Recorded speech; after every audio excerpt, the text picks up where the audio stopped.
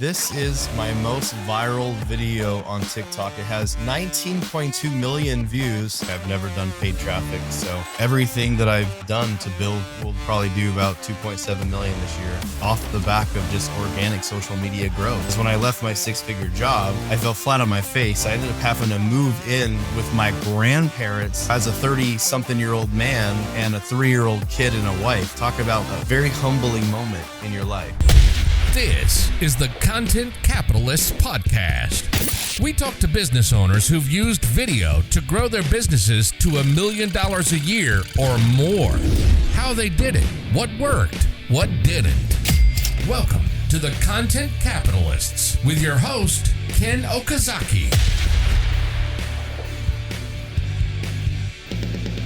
Welcome to another episode of the Content Capitalist Podcast, where I have conversations with people who are putting out content on the regular and doing at least $1 million a year in their business. Now, today I have somebody with me. His name is Jeff J. Hunter, and we first met because of a scam, which is interesting, and we're going to unpack that in just a little bit. But go look him up first thing.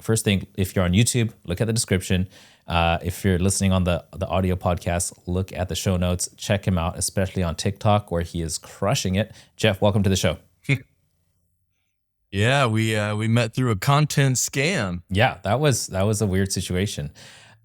Jeff, you have had, it's well documented because your stuff just is very, very well searchable and findable, whether it's on social media, whether it's on blogs, whether it's on some very famous publications.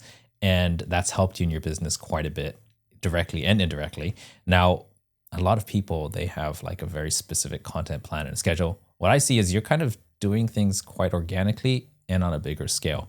So I want to kind of dissect what you're doing, what's your thinking around it, so that everybody who's listening can get some ideas for how to build, a multi-million-dollar empire off of the back of social media and good publicity and PR. Well, first off, I think it's important for people to know that I've never done paid ads for VA staffer, virtual assistant staffer, which is my main business. And then my branding agency, same thing. I've never done paid traffic. So everything that I've done to build, will probably do about 2.7 million this year, is off the back of just organic social media growth.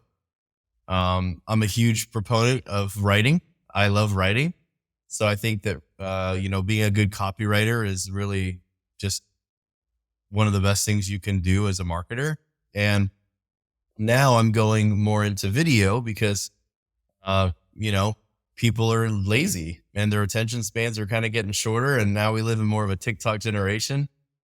And, I've actually gone in on TikTok and I've learned over the past couple of years how to be more be more relatable to a broader audience, which is, I think, a really important part of building a brand in today's age. Yeah.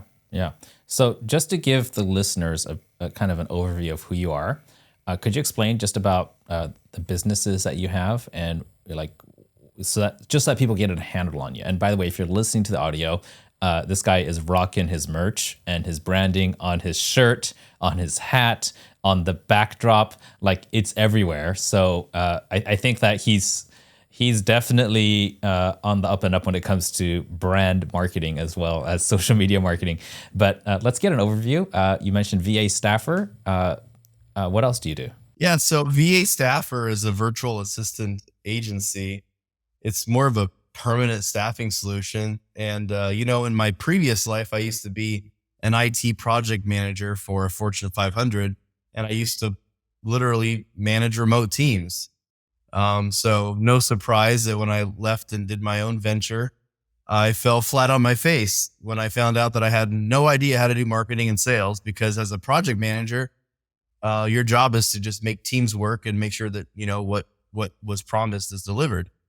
So in doing so, I started learning that the fastest way for me to grow my business was actually by leveraging my success and achievements in my personal life and a career as a project manager in remote teams. And I built my own personal brand to help promote what I'm building at VA Staffer. And by doing so, I got a lot of attention from people saying, hey, you've done a great job building your brand. And then I started teaching people, hey, here's how you could leverage your previous achievements in life to build something fun as an entrepreneur. And so now not only obviously have I done that for myself, but I started a branding agency called Branded Media, where we basically do branding and PR for founders and CEOs of companies that, typically do $1 million to $3 million a year. So people that are ready to become more of an authority in their space, to become, an expert, you know how it is, man. Yeah, absolutely. There is an intrinsic value to fame, and you can. I think that you can probably come up with a formula for like how many followers and engaged audience you have to how much money you can make in your business. Now, that's going to be a very complex formula, but I think it's possible. If I'm going to theorize that. You know what? We actually came up with something. Well, I would love to take credit for it, but I'm new to the branding space. I started my branding agency in 2018, which is, almost 6 years ago. But my mentors have been, really established already in personal branding, like Dennis Yu. And actually, well, I guess I should definitely give credit to Doug. So one of my mentors, he's actually on my podcast, Savage Marketer. He's the OG, man. He's like a total OG of branding. He helped me come up with this methodology called the core branding method. And it's really a formula of building a connection with your audience, being omnipresent where your target audience is, being very relevant to your audience, and then driving engagement. That's what CORE stands for. So connection, omnipresence, relevance, and engagement. And it works, man. It works. Oh, yeah, I believe it. And I've seen the results on your brand. And I think a few people who I've seen you associated with who are probably your clients who are doing quite well with their brands as well.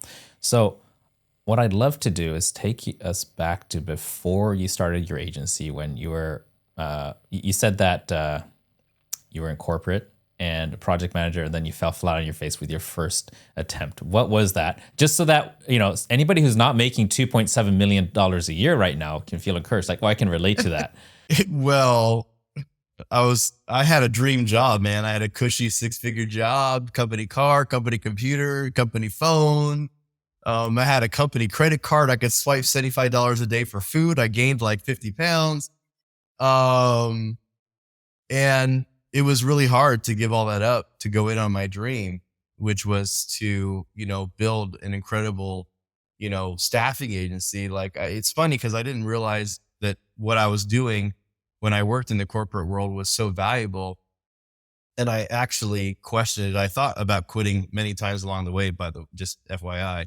Because when I left my 6-figure job, I fell flat on my face. I ended up having to move in with my grandparents with, as a 30-something-year-old man and a 3-year-old kid and a wife. Like, talk about like a very humbling moment in your life.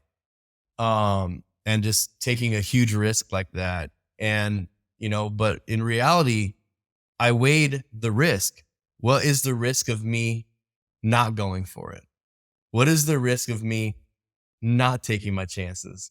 And now I'm a firm believer that sometimes if you want to fly, you got to jump off the building and find out if you can. Yeah, 100%.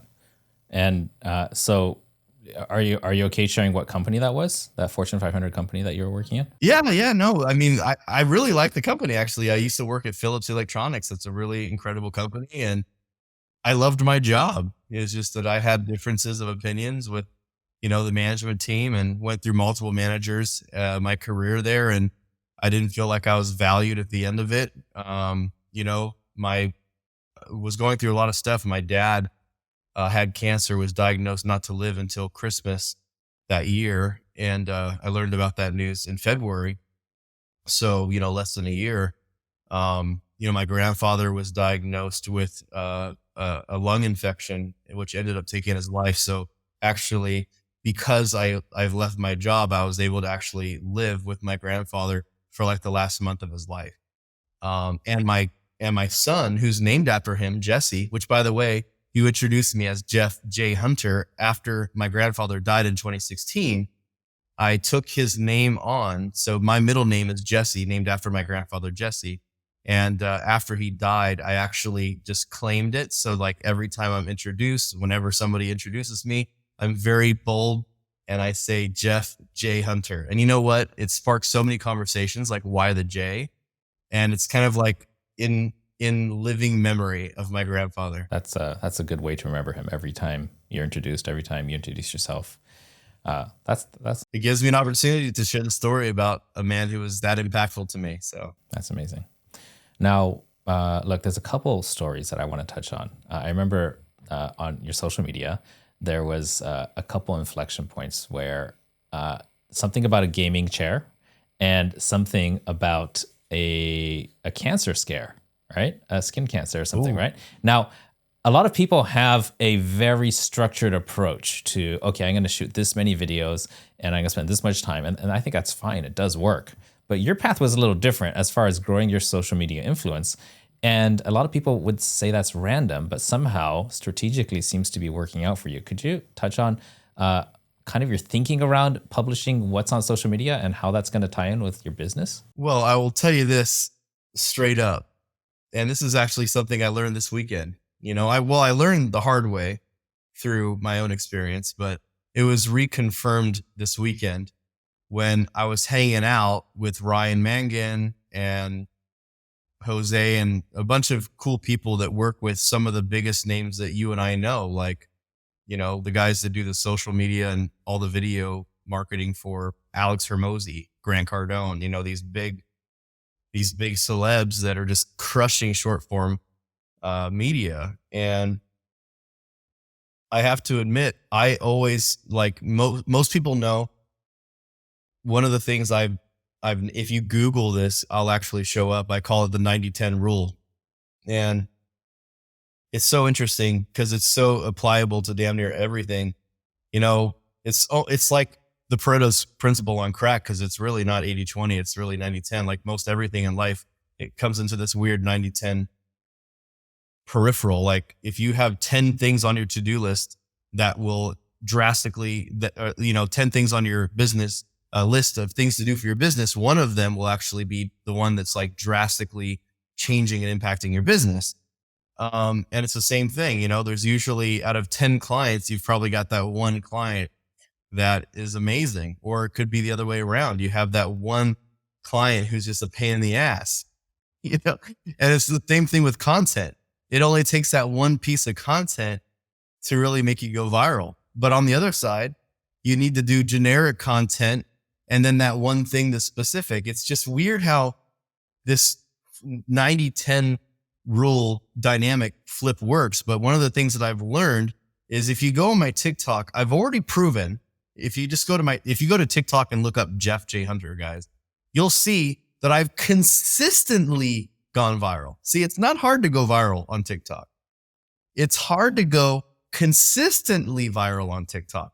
I've gone viral for the most bizarre ass things, bro. I've gone viral for a gaming chair multiple times. I've gone viral for a $17,000 dog. I've gone viral for some of my car content. I've gone viral for a cave. I was just driving past a giant mountain and I saw this weird ass door in the side of a mountain. And I asked people if they want me to go in, and I got 2.4 million views on that video. Just asking them if I wanted to if they wanted me to open the door. Right. So what I've learned, and by the way, it only takes one video to go viral to get that clout that's needed for people to take you seriously. And it's funny because, we always talk about. But how do you explain this to people who like coming from like a traditional business background, or anybody who's running a business? They're like, okay, what's my ROI on doing this stupid ass dance or buying this crazy thing? So how do you explain that to people? Because it seems so random. So like how do you advise people to try to do that? It's actually easy to explain it. It's actually really easy. I use Gary Vaynerchuk as a great example. Gary Vaynerchuk, he blew up. He was the first one to really go viral on short form media, right? Like, I don't think there was anyone before Gary Vee. Like he was, As far as the marketing community goes, yeah. yeah, exactly. As far as the marketing community goes, yeah. Prank videos, go all the way back to the beginning. The first ever viral videos were what? They were memes, right? I mean, I'm going back, I'm going to date myself, and I think we're probably similar. I think like Friday, maybe, Friday. That was pretty viral. Oh, I'm thinking before that, bro. I'm thinking like, bye. Oh, I remember that. That did, yeah. Right? Like that's back in the day, man. Oh, and then the history of dance or something? The history of dance. Yeah. That was the first video to hit 100 million views. Yeah. And here's the thing. Back then, there wasn't even a way to monopolize and capture your own fame because it was someone else's platform that you were on. So now we have this ability with TikTok, Instagram Reels, Facebook Reels, even, Twitter, to get out there and show people that you're relatable. So here's something that I've learned. And what you said is very important. How do we explain this to a business person? How do we explain this to a marketer on why this is valuable? Like, I'm not doing that kind of stuff. First off, everybody's looking for an audience. So that's why it's so important to build one. Okay. And you also have to just understand that if you are very niche, if you're super niche, like I'm only going to do stuff about marketing, I'm only going to do stuff about cars, I'm only going to do stuff about, whatever it is. Like you have to be able to do hobbies and interests. You have to do crafts. You have to do things that you're like, I love cars. I love video gaming. Like these are hobbies and interests of mine. I love computers. I love tech. We're talking right now on this awesome, camera setup that you helped me build out. I got multiple cameras and angles. See, I'm able to do all this cool stuff. Right. But this doesn't actually impress or intrigue most people on the planet. It would impress and intrigue us because we like video and content creation. Right. Most people just care about the message and what you're trying to do. So you want to start growing a brand, a visibility, of value. And by the way, pranks are value because you're giving people life and fun. It's entertainment and a dopamine hit. It's just exactly. So I say like you're like a drug dealer when you're doing social media because totally. Number one, like the platform, whether it's Facebook, TikTok, Instagram, wherever you are, that's like the farm, right? And you are like people coming onto the platform are looking for goods, and that's, let's say you're growing weed, right? And if people come to you and they spend real monetary value, and that's time, by the way, like 3 seconds is something that an ad provider would pay for. So people pay you 3 seconds or 5 seconds or 10 seconds of their time to watch your video, and you don't give them that dopamine hit, which then the transaction fails. And you as a drug dealer have lost a potential customer or an addict if you're lucky, right? If that transaction does occur, then they will keep paying you for life and they'll get addicted to you. So you as a content creator have a obligation to deliver the drugs, dopamine, 100% legal, in exchange for the monetary value people are giving you, which is their time that advertisers are constantly buying and selling. That's the currency. Social media buys and sells people's time. We're going to get canceled, Ken. We're going to get canceled for teaching drug dealers how to be better dopamine dealers. But if you think of it that way, everything shifts. It's no longer how can I push more content out. It's how many people's time can I exchange for value, for dopamine hits. And the more you can do that, the more successful you'll be. That's funny that you say that. That's interesting that you say that, because I know that some of the people on your that are listening to the podcast aren't going to be able to see this, so I'll explain it. But I'm pulling up a video I'm putting right in front of the screen right now. And this is my most viral video on TikTok. It has 19.2 million views on my account.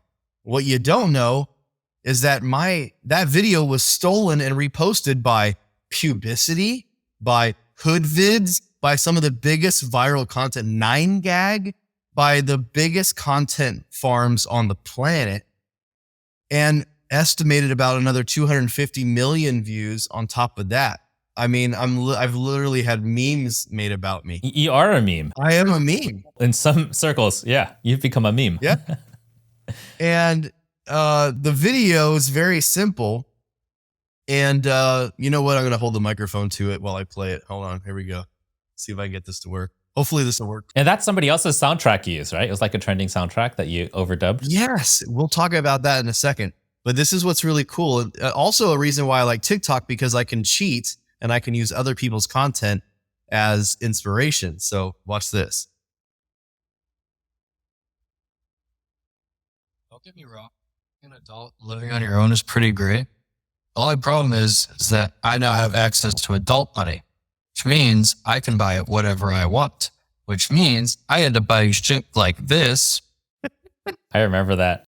So it's literally me in this $4,000, $5,000 gaming rig, plus the computer and everything, you know, and the monitor and all that. It comes out to be about $10,000 to $12,000 back in the day. And, you know, like obviously, you know, one of the perks of having a successful business is that, you know, I have a little bit extra money to spend on stuff. And I'm like, you know what? That's cool. You know, like same thing right here. I have this, I'm going to show you. I just got this painting commissioned by an awesome artist who's done art for like Cardi B and a bunch of celebrities. She just did one for Neo. And I had this piece done, which is awesome. It's made with real $20 and $100 bills. That's actually real money. And it's all been shredded up and used in this artwork. And she hand painted this whole thing with Mario. I mean, it is awesome. It's basically a tribute to my childhood and my passion for gaming and how it's transitioned into the crypto world. And like, you know, like that's probably not something that the average person would do. And the moral of the story, ladies and gentlemen, is it doesn't matter what your niche is. It doesn't matter what you do for a living. If you want people to be interested in you, you have to be interesting. You have to bring people in on a journey.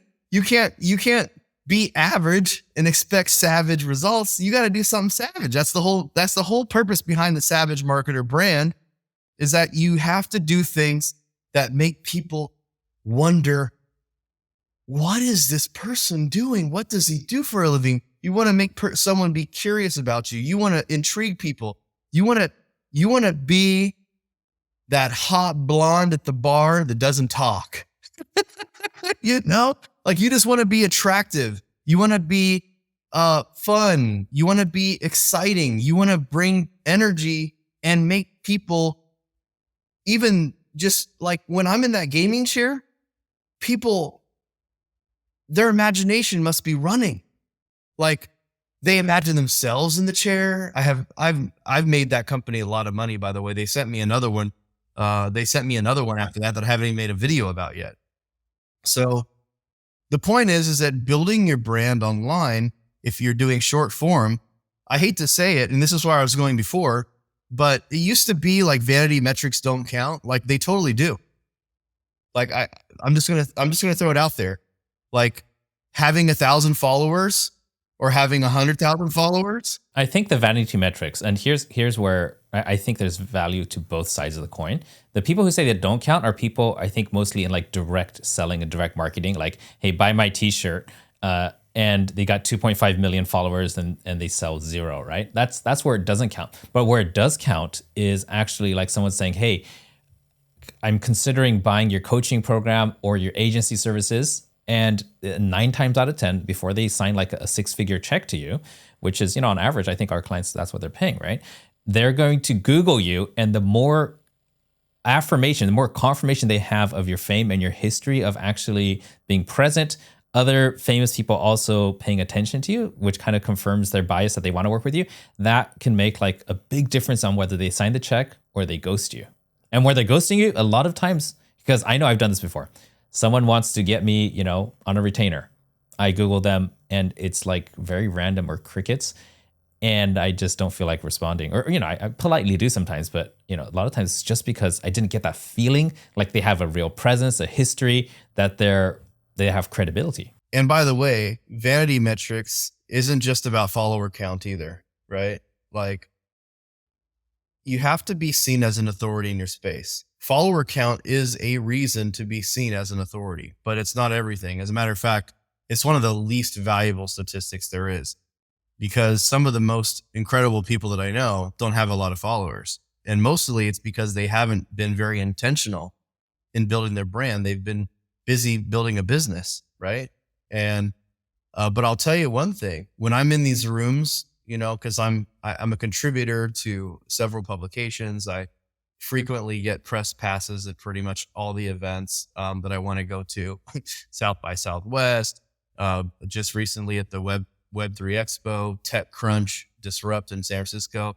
I have press badges for everything. And by the way, if you don't know, like a press badge, for those of you listening, it's like gold. You get access to everyone, everywhere. Every single, person wants to talk to you because they want you to write a story about them, right? Your authority in that room. I was just hanging out with Kevin O'Leary, and got to meet Nancy, his PR person. She's already messaging me and liking my stuff on comments on my Instagram and stuff. And this is the type of authority that people need to build online by having a strong content plan, by very intentionally building who you are, making and the part of the content that people don't think about. Like, I just got done interviewing Joost de Vries, the new CEO of DeLorean Motors, Back to the Future, DeLorean Motor Company. I just got done interviewing him, right?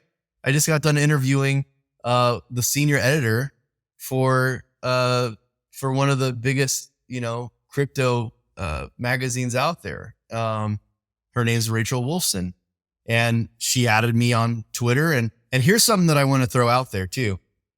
You guys have to start looking at high authority publishing, because when I got my Twitter verified for being, in the media and stuff, instantly things changed for me. I have way more access to people when they see that I have the Twitter verification mark and I add them on Twitter. They usually add me back. And when I am in front of somebody, you have to remember, when you are around media and celebrities and things like that, instantly they're going to think that you're a nobody. That's just the perception. They always think that they're the most important person in the room. So when I tell them, hey, I'm going to add you, here's a little tip for networking, guys. If you're using your brand out somewhere at an event, here's a little hack that I do. I say, hey, I'm going to add you on Twitter. I know there's a lot of, scammers and fakes out there. Here's my profile, so you know that it's me. And I have that blue check mark, right? So when they see that, my Twitter is very branded, they see the blue check mark, they instantly say, okay, this is somebody important. Okay. And I know that's going to sound really vain to some people, but I've gotten so many amazing connections and opportunities because I leveraged the fact that I'm a verified entity online. I have a Google Knowledge panel. I'm Twitter verified. I'm a contributor to entrepreneur.com. I've been on the entrepreneur.com podcast twice. I have, a relationship with like 10 ongoing publications that I write for. I was just featured in Business Insider on my birthday, August 18th. So like, these are things that I'm actively doing that is one piece of the content puzzle. Creating content's great, but having an intentional reason to use it to leverage and build authority, that's a completely next ballgame. And I did notice, like I was looking through some of your profiles. You don't really talk too much about like, hey, try out our VA staffing service and stuff. So how do you link the two? Or do they just organically link together because there's so many thousands or millions of people watching your content? Then there's a small percentage of people who will go see, hey, who is this guy? What is he actually doing? And they find out what you do. And then out of that, there's an even smaller percentage who might actually come and become your customers. Is that how it works? Or is there some kind of strategy? You nailed it. Okay. You nailed it. You actually answered it for me already. So it's just mass exposure. The idea is to use the power of storytelling to get people interested in you. And when people are interested in you, they want to figure out what the hell you do. They want to know more about you, like right away. And that's why having a really strong, solid personal brand and having a website that reflects what you do, like, because as soon as somebody goes to my website, it's going to say something about like how to leverage a virtual team and how to build a savage brand. Like, these are the things that people see when they go to my website. When they click on the About Me page, it brings up all three things I'm involved in. I have the VA staffer agency, I have branded media, the branding agency, then I have my crypto gaming team, which is my advisory consulting and the gaming side. So like, those are the three things I'm super passionate about. I only really talk about those three things when it comes to my professional posts. But on a day-to-day basis, I'm not promoting and selling my stuff. Do you know why? Because what happens when somebody every day says, hey, buy my stuff. Hey, buy my stuff. Hey, buy my stuff. They start ignoring you. You become that promotions tab. You just become a walking promotion in somebody's feed and they hate it. So why not spend your time putting yourself in front of people, adding valuable lessons from your own life? Because we all have them every day anyway. Like the post that I just made earlier, I said, here's the top 5 reasons why I spend $130,000 a year on multiple masterminds for my own personal development. And boom, boom, boom. I mean, I have so many, I haven't even responded to the comments yet. I haven't even read them. There's so many. I'm busy, you know, me and you were doing stuff together. Yeah. I got that. Matter of fact, you were helping me set up my studio here yesterday. Thank you so much. I want to give you a quick shout out because Ken helped me set up both of these cameras. Look how beautiful this is. He told me what equipment to buy, all that stuff. The dude's a genius. I just got one of his GoBox studios. So, you know, I'm set up. Like, as far as content farming goes, I'm ready to go, man. Awesome. I'm curious about like, what's the mix? Because I do know that I've seen content, like you have your podcast, right? And then I think most of your like kind of teaching / educational content comes out of the podcast, or there's also some straight to camera stuff. And then you've got your random fun kind of personality brand building stuff. How do you kind of balance that? What's the mix? There's that 90-10 rule again, baby. You know, like 90% of my content. So which one's 90? That 90% is going to be just my hobbies and interests and things that I really like. Funny stuff. Like, you know, you saw me post that one video of me at Top Golf, with my alien costume. You know, that one. Oh yeah. Yep. That reel on Instagram Reels, it's the best reel I posted in the past couple months. It's like 4,000 views. Now, quite frankly, I haven't been posting as much as I probably should. I go on these like spats where like I'll be motivated and energized, and I'm definitely not as consistent as I should be.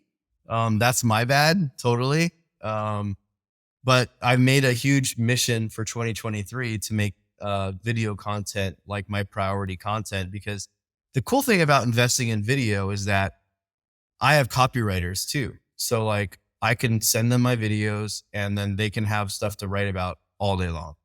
So I think that video format is the most valuable use of a CEO leader's time, you know, as far as the marketing goes for their own personal brand and for their business.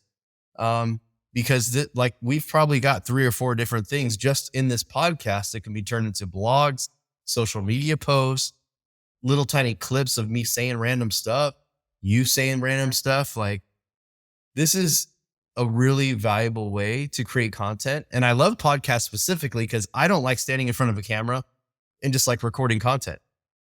I love the idea of having a conversation and having it flow and be organic. But I will have to say, listening to, you know, the content team behind Alex Hormozy and those guys, I am seeing lots of value in recording natively vertical content and just making sure that it's stuff that's shot for TikTok. Not, hey, here's my podcast, I'm going to chop it up to a bunch of stuff, which, by the way, is still valuable. But I've learned that most of the stuff, even for me, the stuff that's gone viral for me wasn't some old recycled podcast. The stuff that went viral for me was stuff that I set up a tripod, didn't even have good lighting, and it blew up. We got millions of views. So I'm rethinking a little bit about my own content strategy. And also, I think, Ken, and I think you agree, one of the most important things to know as a content creator, or in our term here, a content capitalist, is that you have to approach things like it's your first time every day. Like, you have to be open to learning. You can't be like, I'm an expert, I know what I'm doing, because I'm blown away every time I go on TikTok and I see some like 17-year-old kid destroying it on something. And I'm like, wow, that's a genius idea. Yeah. Yeah. It's just so, everything is being reinvented all the time. It's crazy. Like OnlyFans, which has blown up, especially over the COVID period. Like there are people who don't do any nudity or anything. It's just literally a webcam on their feet and they're making, under their desk. That's it. And they're making close to $1 million a year from people who just like, what is that? Like, how do people think of that? And it's crazy. Like, you don't know where the money's going to come from. I don't know if OnlyFans is considered social media or not, but there's a tiny bit of overlap maybe. But Ken, I just saw a story of someone who only shot from the chest down, fully clothed, played musical instruments in not even that sexy clothes, like sweaters and sleeves and whatever. And like, had a cute skirt or whatever, but like nothing like revealing or X-rated or whatever. It wasn't even PG-13, and built up a huge fan base, made so much money. And then you're going to laugh probably as hard as I did. It was a dude. It was a dude. Yeah. How did I guess? I just saw your hesitation and I was just like, wait, what could it be? What could it be? Oh man. Yeah. I mean, I've lived in Thailand, so I've come from a place where it's difficult to tell sometimes. Just like you just don't know. Okay. Yeah, that would be a plot twist for sure. And that's a plot twist. Did the fans get angry, or were they like? It was a famous YouTuber man who on YouTube was a man. And it was kind of an experiment. I'm sure he made so much money on the YouTube reveal, he's still getting paid on that. But anyway, but the point is that we live in this world where if you can come up with an idea and you can capture the imagination of people and the interests of people, holy smokes. Yeah. There's two things I've been experimenting with lately on social media. And you probably already knew this stuff intuitively and you just said it too. But yeah, one of them was the TikTok format. I'm bringing really interesting people on my show, people like you, and we cut it really well. But no matter what, I can't beat just looking at the camera and talking for 10 or 15 seconds about something. And the way I do that now is I have my team go through every bit, and everything I said that people are engaging with, like that's already published, like it can be somebody else on there. But the most interesting things, they say, could you explain that in 20 seconds or less? So I'll set up I do it on my phone and I get 30 questions and I just hit them one at a time, encapsulate it in 20 seconds or less. Sometimes it goes a little bit longer. Most of the time it's shorter. Those videos perform better than all of the other repurposed stuff. And that's what we're doing for our clients too. And the other thing we measure now, we track this with all of our audits we do for our clients, is called ROMS, Rambling Old Man Syndrome. And it's the precursor, right? You set it up like, hey, today I'm going to show you the 3 ways that you can lose weight without doing some kind of crazy diet. And when I was in college, I thought da-da-da-da-da, and my professor said this and da-da-da, but then it resulted in da-da-da-da. So what I'm about to show you is super important because, and people are so used to this kind of 10 years ago, this webinar buildup or stage performance, theatrics and stuff. And people, the longer you do it, people click off, So all of my clients' videos, and I'm doing some people who are not my clients too, we're auditing them. We're measuring from when the video starts to when they close the first loop. So if they say, I'm gonna teach you 3 steps. Step 1 is stop eating bananas. That's closing the first loop. Like when you actually give them the thing that they came for, or you close the loop. That introduces another problem, right? It can, yeah. But we call that TTI, time to impact. And consistently, if it's 7 seconds or less, it's gonna perform better. I looked at recently, someone named Brad Lee, right? He's pretty big on social media. I know Brad, yeah. He's in Vegas, yep. And I just audited his Instagram literally yesterday. And his worst performers, the average among the 10% of the worst performing videos is 28 seconds that he takes to get to the point and close the loop. And the average of the top performers is 7 seconds. And I'm just like, if that data does not, and the difference between the bottom 10% and the top 10% is about what is 984% difference. So, and there are other things that affect it too, but I have a feeling that that's the biggest difference maker. Like we look at thumbnails, we count how many words are on the screen, we look at how many elements. Time to impact. From the moment it starts autoplaying to the time you give them what they want and stop leading them along, stop baiting them, that you just got to shorten it. It's like, so, and I have ROMs from time to time, rambling old man syndrome, because I'm used to being on a big stage. Hey, everybody, how's the energy? Raise your hand if you're excited to be here. And it's just this, and we've probably been doing it here on this show. We have. I mean, it's funny because now I'm conscious. I'm like, okay, I've been talking too long. Like I know that there were probably 3 or 4 segments here. But there are different formats. Oh, yeah. Like for example, on podcasts, the thing about podcasts is people are driving or working out or going for a walk or a jog. And the moment it gets boring, you don't stop and say, oh, wait, hold on, I'm going to skip, right? That's not how, it's a different type of consumption. So you can go longer. But TikTok is just like swipe. Yeah, I mean, TikTok is just people, literally taking a shit, swiping their time, swiping their life away.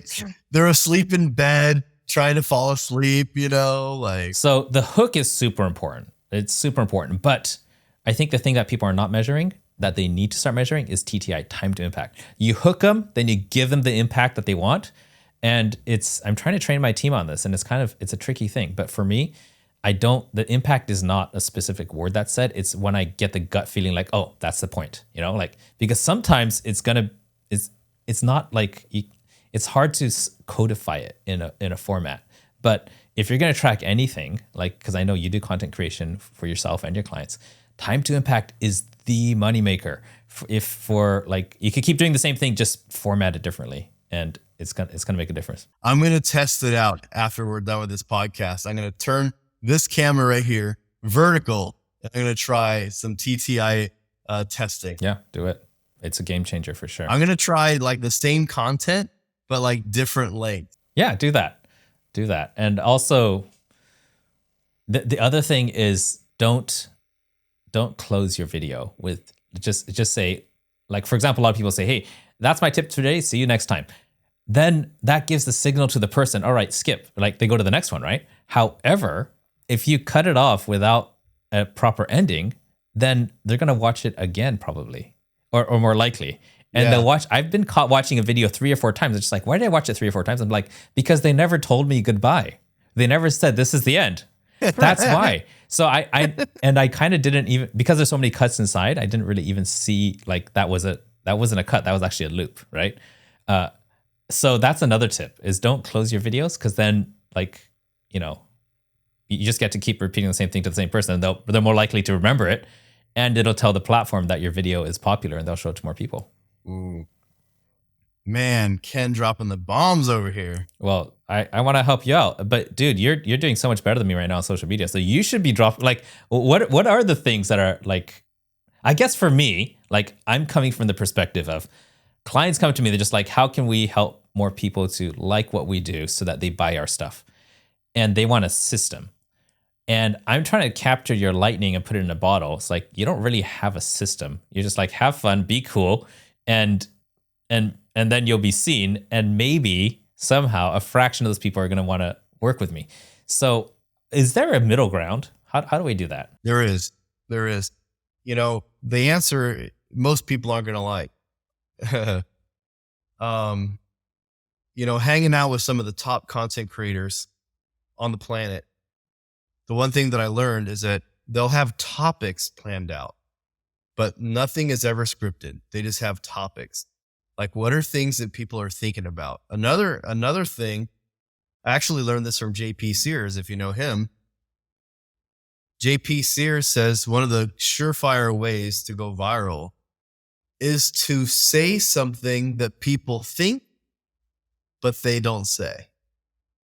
So remember when JP Sears went viral on the video about podcasters? Do you remember that? I can't remember that. I saw when he went viral about TikTok or Instagrammers, and then one about vegans or something. He went viral about podcasting. He says, And it's so funny because he's trolling. He has like headphones on and they're not plugged in or anything. And he's like, is walking around making a recording. He's like,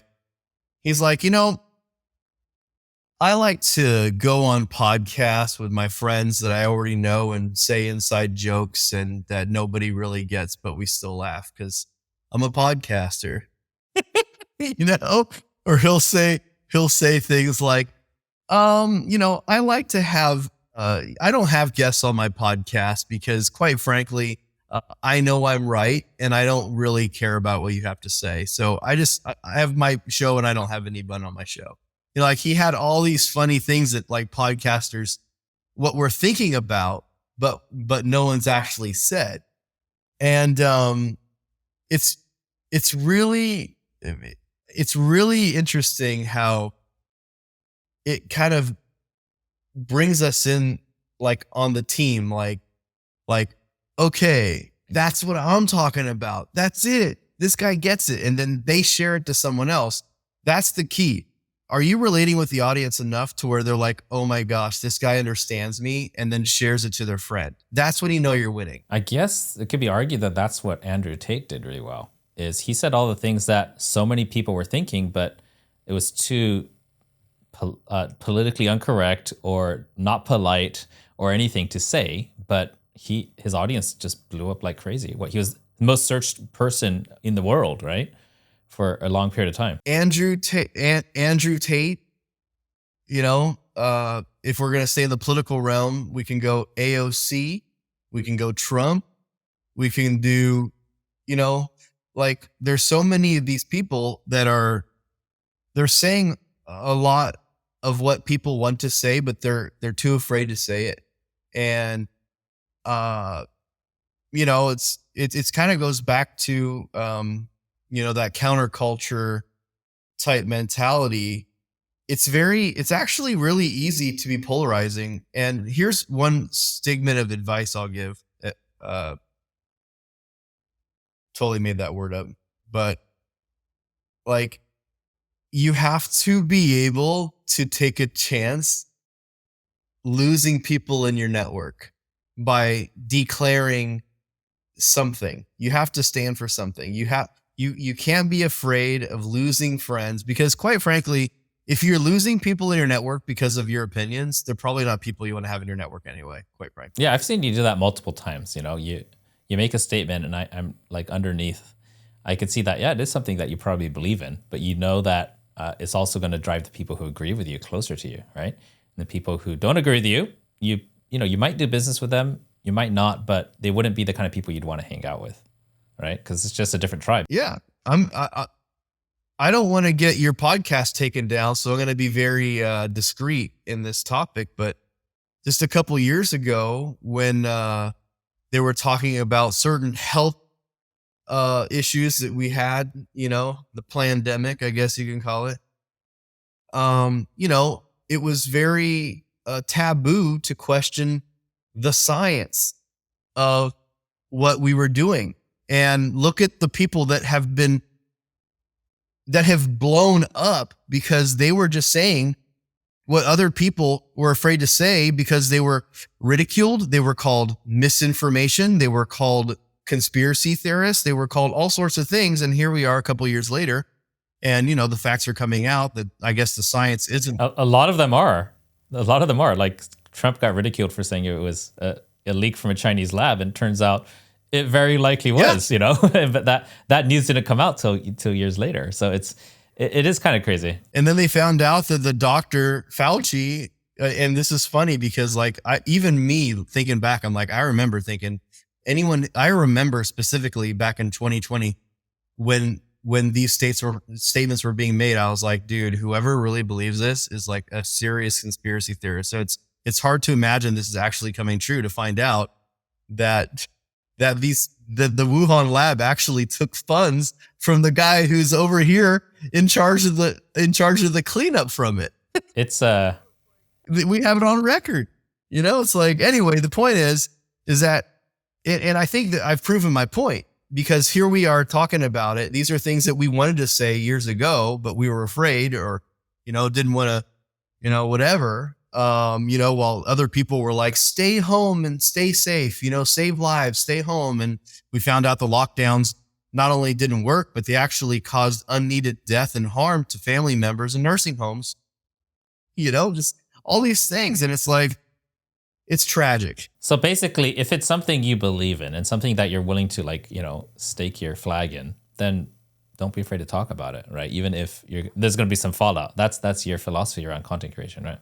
You have to be aware of it. And you have to always know that when you make an opinion, especially an unpopular one, even if it is popular, but there's people who don't want your popular opinion to be valid, you're going to be attacked. There will be people that do research on you and they will try to figure out how to destroy your reputation. And, there's something here that was missing that you probably didn't even see. The comments on this video. I'm going to hold this up really close to the camera. Do you see the comment? Imagine spending $10K on a bad setup. The most viral video I ever made was somebody trolling me about how bad my gaming setup is. Now I'm going to go closer. Do you see who the comment was from? No, I can't. It's a little pixelated on my side. You're going to have to tell me. The real George Floyd. Is it?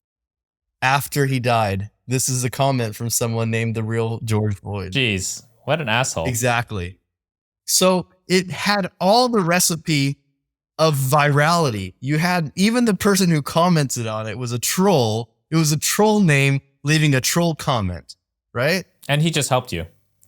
He helped you. Absolutely. I feed on the trolls. I am excited. If there are not trolls on my video, I am not doing it well enough, in my opinion. Dude, I just thought of a new agency service. It's a troll service to make people go viral. You have a bunch of VAs going and trolling your clients' accounts to try to whip. I guess that's what the Chinese did, right? And the Russians, supposedly during the elections. That's what they did. Hold on. This is not new. This is what it's being. Oh man. You know what? I may or may not want to experiment with that because I don't want to violate the terms and conditions of these platforms. But you of course you won't officially, never. I might experiment to see. But off the record, it's an interesting thought exercise. I'm gonna have to see what happens if somebody trolls my videos and I reply to those videos. And then you could sell a SaaS service that cleans up troll comments. Trollcomments.com. I'm gonna go buy that right now. Yeah. No. Or just troll your. It's kind of like selling a vaccine. No. You're gonna call it the troll vaccine, like to make people immune. And then it'll be a troll-demic that happened. Troll-demic. It's the troll-demic. Oh man. We're definitely gonna get canceled on this episode. I was listening to Matthew McConaughey's book, Green Lights. Did you check it out by any chance? No, I heard about it though. No. I heard it was really good. But it was really interesting. There was a long gap of time where he was not making any movies because he refused to do rom-com. And everybody's just like, well, what else can you do, right? And then in a couple years, he got featured in like 5 major films. And what happened was, in his mind, he thought, okay, I got to come up with like a clever catchphrase, for this period where I'm kind of coming back. And then what he would do is, they have these, what do you call them? Junkets, where after the film, a bunch of reporters just come one after another and talk to him. And with every reporter, before the camera started rolling, because he didn't want it to come from him, he said this in the book, he would always start with, hey, I heard this like rumor going around, like, everybody's calling this, the McConaissance. Did you start that? They're just like, no. And then like one out of 2 of the reporters, they wrote somewhere in the thing, the McConaissance, like it's the reconnaissance of McConaughey. But he's just like, he totally came up with it, but he wanted it to not officially come from him. So he started saying, did you start that rumor? Like there's this term called the McConaissance. And dude, things like that, you just have to figure out how to kind of ease inception to get someone else to say it for you. Like, like the insurrection. There you go. Or trolldemic. Or holy smoly. I was wondering how that happened. I was like, why? We talked about the insurrection where like there was literally not a single person with a gun. The only person that got killed was actually a protester who was a veteran, unarmed. how is that an insurrection? Well, somebody's got to come up with it and just plant it in the media, you know? The media was fed, Yeah. right? Yeah. All right, dude, I'm running out of time. I got to wrap this up. We had a fun conversation. I think the way this podcast went is different from a lot of my other ones where I kind of try to take people through a timeline, but I also realize it's more congruent to your style of content creation, which is just have fun. Some people are going to enjoy it. Some people aren't. And guys, thank you for listening. And you would have noticed this is a very different format than normal, but I hope you kind of get the vibe of my good friend here, Jeff J. Hunter, I met in person just recently in San Diego. He is the same person in person as he is on video. And so I do encourage you, check out the links below. Check out vastaffer.com if you want help from virtual assistants who can help you in your business anywhere in the world virtually. Also check out his social media. So Jeff, thank you so much. Any last words of wisdom for people who are thinking about how do I get started with content creation? Yeah, here's a word of inspiration. It only takes one video, okay? So out of my 130,000 followers that I have right now, probably 70,000 of those, half of those followers came from one video, that one video that I showed you. So if you consistently put out content, you're going to be testing. People are going to see who you are. You're going to be able to understand how to attract people's attention. And then that one video, man, it just takes one video. So the more you put out, the higher the chances. Bingo. Awesome. All right, Jeff. Thank you so much. Guys, thank you for listening to the podcast or watching this on YouTube. And I will see you again next week. Don't forget to comment and rate this with your honest opinion. Jeff, thank you. And I'll see you again soon. 5 stars out of 5, baby. Let's go. All right.